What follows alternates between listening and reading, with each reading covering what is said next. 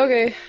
Hello, I'm Megan Nguyentu. I'm the head writer of Vesalius, and this is Anna Jensen. We're going to be doing an interview to inform our viewers who may not be knowledgeable on the topic of diabetes, be it that they do not have a close relative who's diabetic or that they just have not had the time to research the topic. So today's questions are going to be really basic, nothing too niche.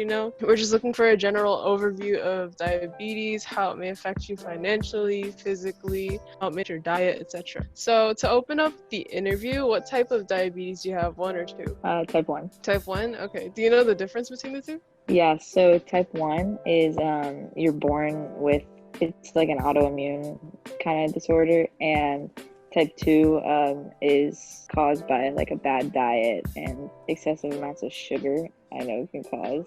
Okay, that's interesting. When do you check your glucose levels? Like, how do you know when to check them? I see at practice occasionally you'll check them on the side, but is it specifically during physical activity or do you just like know? Like, yeah, if I'm doing physical activity, I know that I have to check it at least occasionally. And then my body will also tell me if something's wrong. So if I start to feel different or I'm not like feeling like I normally do, then I know that I'm supposed to go check.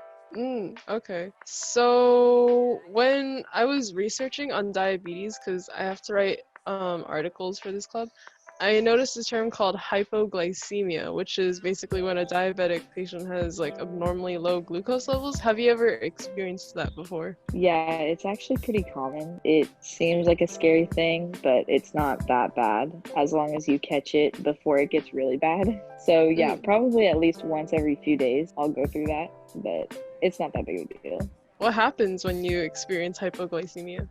For me, I shake. I get very uncoordinated, and also I get very easily irritated. Kind of cues that I'm going low, and so I'll have to go check my blood sugar, eat, etc. Oh, yeah, I remember my fifth grade teacher, she told us like a story about a diabetic girl who actually found out she was diabetic because she passed out in the middle class. Like, have you ever like gone close to passing out?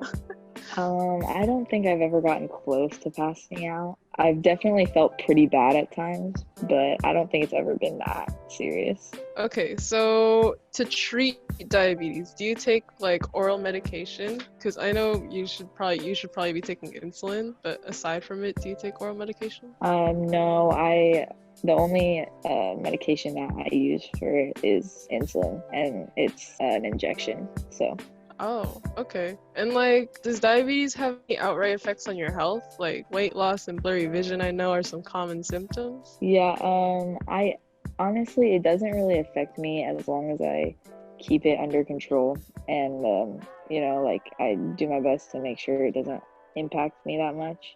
It definitely encourages me to eat healthier Mm. because it stabilizes my blood sugar more. Oh, okay. So by eating healthier, what do you like tend to avoid? I tend to avoid a lot of breads and like high carb stuff because that really it stays in your system a long time and it raises your blood sugar levels by like very significantly. So I try to avoid that. I stick to more like plant-based and like fruit-based things. Thank you for doing this with me. It was a very insightful experience. I've never actually gotten the chance to research diabetes prior to this experience, and I'm sure that the people watching this could say the same. So thank you. Yeah, of course.